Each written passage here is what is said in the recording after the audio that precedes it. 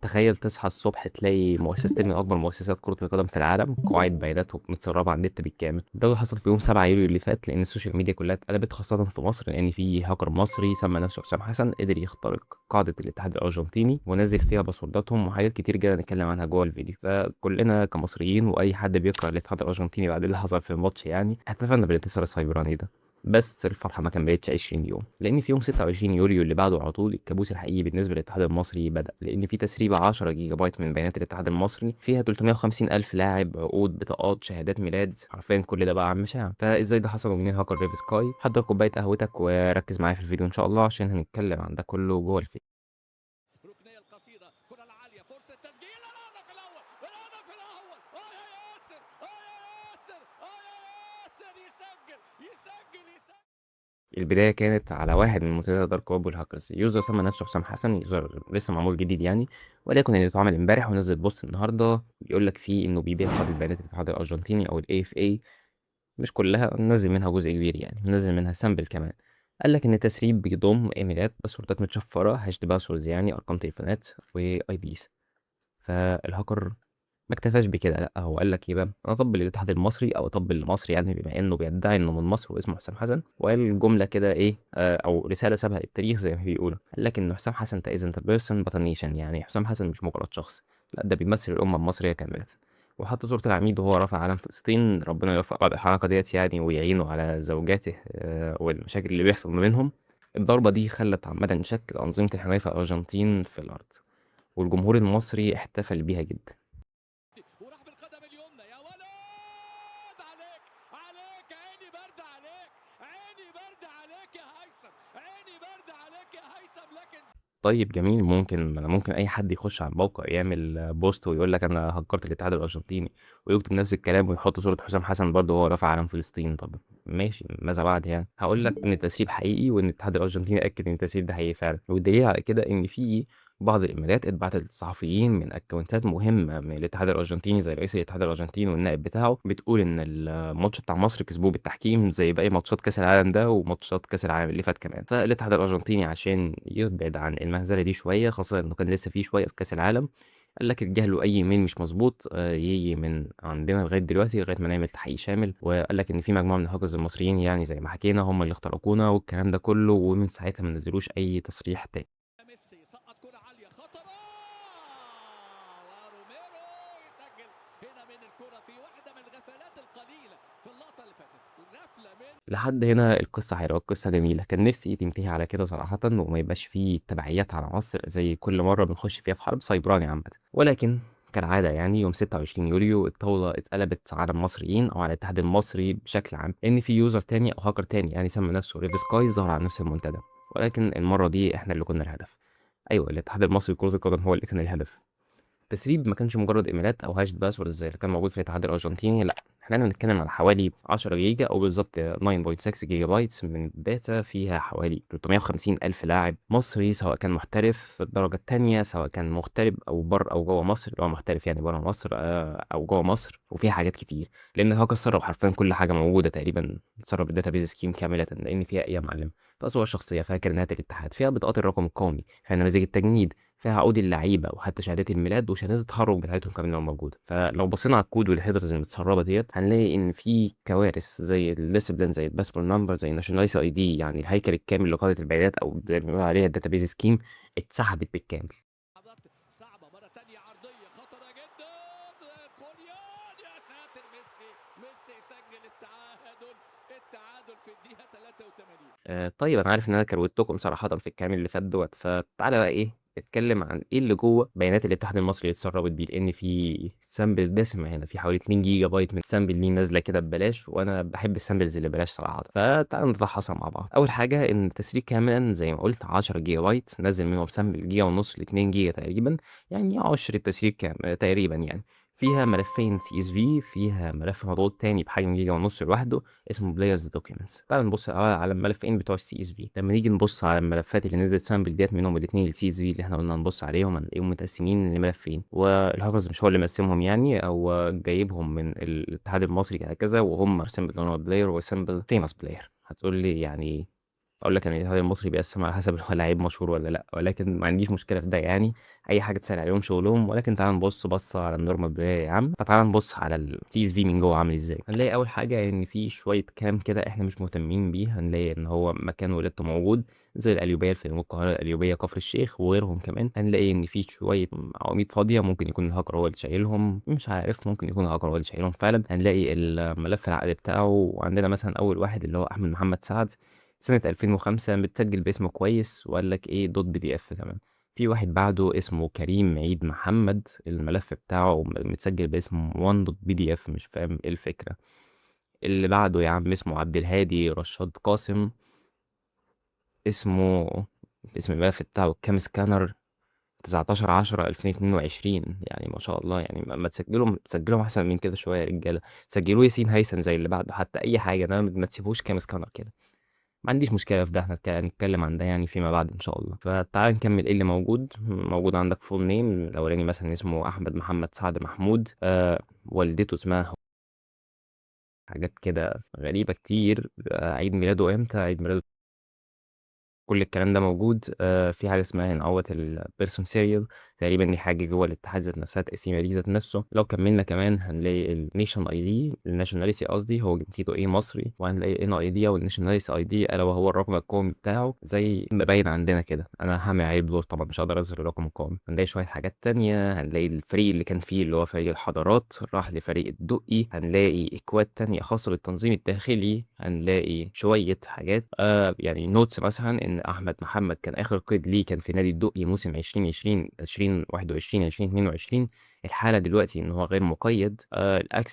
الاكسبت ديت كان 19/9/2022 وشويه حاجات. ده كان موجود في ملف سي اس في. الملف التاني برضه اللي هو خاص بالفيمس بلير نفس التقسيمه يعتبر، وفي نفس البيانات دي. طب ده بالنسبه لملف سي اس في. في حوالي كام شخص؟ 700 شخص في ملف واحد، ولكن الملف التاني فيه اضعاف كمان. فاحنا بنتكلم ان احنا معانا حوالي 2000 رقم قومي لعيبه المفروض مشهورين ومعروفين على مستوى المجتمع. ولكن مش دي المشكله صراحه دلوقتي. تعال نكمل في الامر من كده. الامر من كده بقى اللي انا قلت لك عليه، ان احنا معانا ملفين سي اس في وملف كبير. تعال نخش بقى على الملف الكبير. والملف الكبير دوت هو ملف البلايرز دوكيومنتس، الا وهو الملف المضغوط اللي حجمه جيجا ونص. لما فكينا الضغط لقينا ان معانا حوالي 82 فولدر، كل فولدر متسمي باسم اللاعب او اللاعبه، لان الهاكر يعني جزاه الله خيرا لما بيفرق ما بين اللعيبه الرجاله واللعيبه الستات. على عكس ما الاتحاد بيعمل يعني. والناس بتقول ان هو ما بيهتمش بالاتحاد النسائي يعني غير دلوقتي، ولكن مش مهتم صراحه بالموضوع دلوقتي. فتعال ندور كده على فولدر للعيب مشهور. واول فولدر ظهر قدامنا هو عبد الله السعيد، عبد الله محمود سعيد محمد. معانا الصورة الشخصية، معانا نسخة بطاقة، معانا بوليس التأمين، شهادة جيش، شوية حاجات كده يعني. تعال نبص مثلا على نسخة عقد. أنا أول حاجة أفتحها صراحة نسخة عقد. عايز أعرف عقده مع بيراميدز كان كام مثلا. عقده مع بيراميدز ما شاء الله يعني. في عقد هنا ب25 مليون جنيه في الموسم، 10 مليون جنيه هنا. ده عقد واحد منهم. ده العقد اللي هو بتاع سنة كام، 2023 2024. في عقد تاني الا وهو، انا عايز اشوف عقده مع بيراميدز الاولاني، اول عقد راح بيه اللي هو احنا قلنا هيعملوا بالدولار وكده يعني. فتعال نشوف كده. ده اول عقد ولا ايه؟ ده اول عقد ولا ايه؟ لا ده كان 6 مليون، ما كانش اول عقد برضه. بنصحك يعني لو لقيت سامبل زي ديت ما تنزلهاش على جهازك الشخصي، لانها ممكن تكون فيها فيروس، ممكن يكون فيها اي حاجه تضر جهازك. فنزلها على بيئه عمل امنه، او نزلها على لاب منفصل عامه زي ما انا بعمل، انت مش مهتم بيه وما تستخدموش. في هنا اهوت بيقول لك شهاده جيش. شهادة الجيش محطوط مكانها في الصورة ال- بطاقة النادي الأهلي أو لوجو النادي الأهلي. مش عارف ليه صراحة حاجة زي ديت موجودة. ولكن تعال نبص على جواز السفر بتاعه. أنا معايا جواز سفر عبد الله السعيد اللي تاريخ انتهائه 2031. يعني لو عبد الله السعيد بيسافر حاليا، هو هيسافر بجواز السفر اللي معايا انا دلوقتي. بيقول لك مكان الميلاد بتاعه الاسماعيليه، على شويه تاريخ ميلاد، على جهه اصدار الجواز، على الرقم القومي بتاعه، على الوظيفة أو المهنة اللي هو فوتبول بلاير، على الموقف التجنيدي اللي هو غير مطلوب، على شوية حاجات كده كتير. جميل. دي حاجة تانية. معانا كمان بطاقة عبد الله السعيد، ومعانا جواز سفر قديم ليه، معانا بوليس التأمين. مش عارف ايه علاقة بوليس التأمين صراحة يعني، ما دورتش في الموضوع.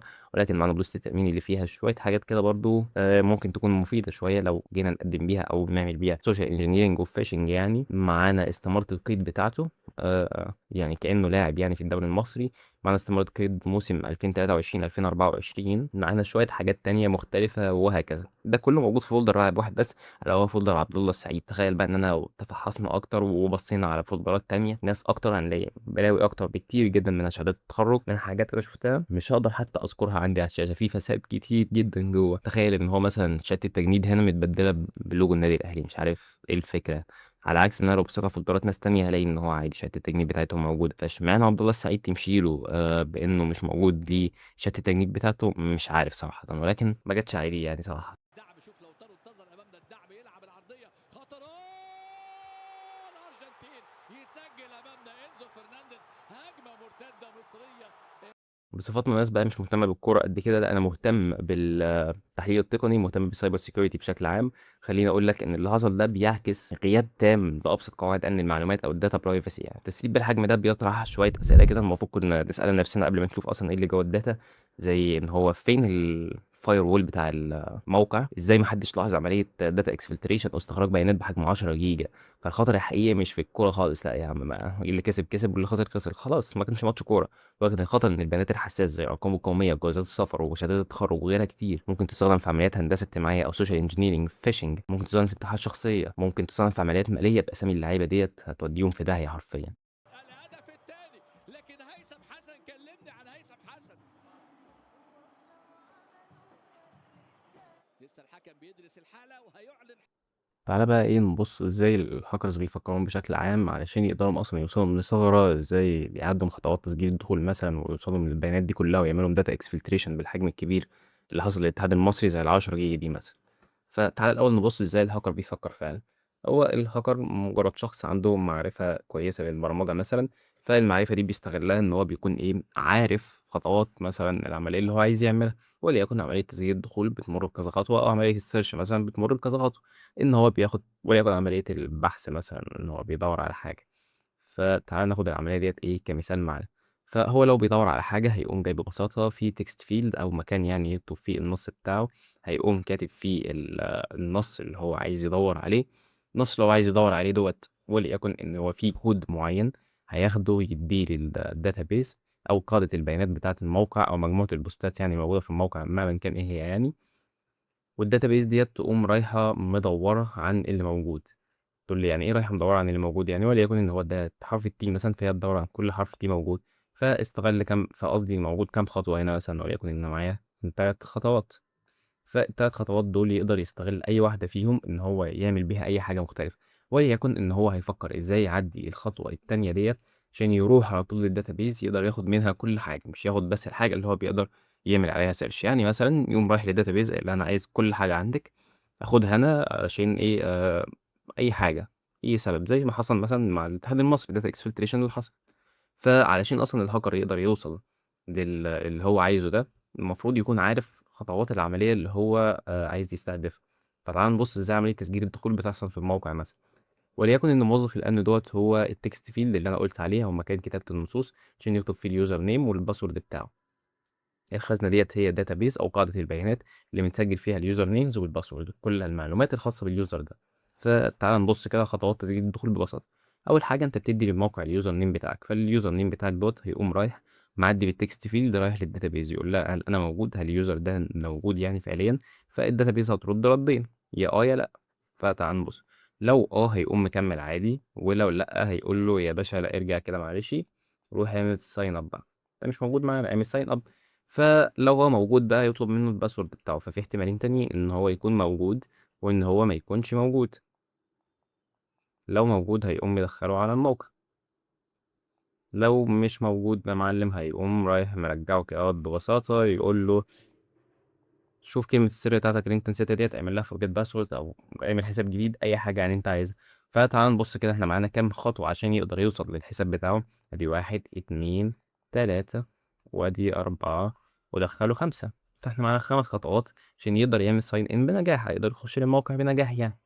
فهو الهاكر هنا هيفكر ازاي يعدي اول خطوة ديت من غير ما يعدي على ده كله عشان يوصل للموقع على طول، او يوصل للداتابيز على طول ويقدر يعمل منها اكسفلتريشن لكل حاجة. فتعال نبص بقى الثغرة ديت الهاكر بيعملها ازاي. حاجة اسمها السيكول انجكشن او حقن قواعد البيانات. الثغرة دي فكرتها في إيه؟ فكرتها إن هو مثلًا الهاكر ده بيستغل الtext field أو مكان كتابة النصوص اللي أنا قُلت لك عليه، فالtext field ده بياخد أي text عامةً، فالمفروض إن هو يكون في وراه حاجة اسمها firewall. الfirewall دوّة هو اللي بيراجع إيه اللي موجود في الtext field عشان يا يعدّيه يا ما يعدّيهوش، فلو عدّاه يبقى الكلام ده مضبوط، لو ما عدّاهوش يبقى الكلام ده فيه مشكلة. طب ليه أصلًا في حاجات المفروض ما يعدّيهاش؟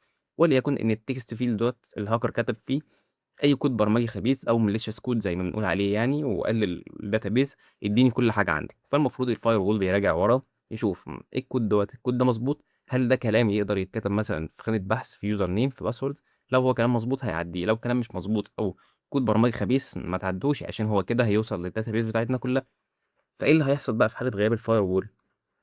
أنت حرفيًا سهّلت كل حاجة على الهاكر، هو يقدر يستغل الSQL injection بكل بساطة، هيقوم هو معدّي الfirewall دوّة ما عادش موجود، فأي حاجة هتدّيها للtext field هتروح لقاعدة البيانات على طول، وليكن إن هو الموقع بيطلب منه حاليًا الuser بتاعه، فبدل ما يدّي له الuser قام مدّي له malicious code، فالmalicious code دوّة هيقوم رايح كده لقاعدة البيانات يقول لها مثلًا إيه، هاتي كل حاجة عندِك، فقاعدة البيانات هتقول مين اللي ادّاني الكود دوّة؟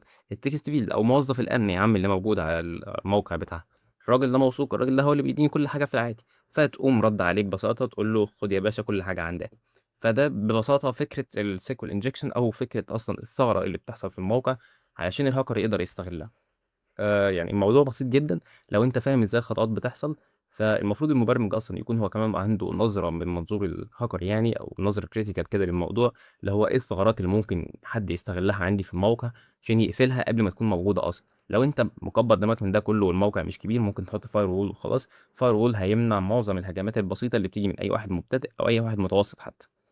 فالموضوع كان تقصير جدًا من الاتحاد المصري صراحةً إن هو يحصل منهم data exfiltration بالحجم دوّة، حتى لو هو مركّب firewall ممكن ما يكونش عامل له configuration كويس، فبالتالي الهاكر يقدر يوصل ليه لأي ثغرة موجودة والكلام ده كلّه يعني، فأتمنى إن الاتحاد إن هو يعالج المشكلة دي في أقرب وقت فعليًا.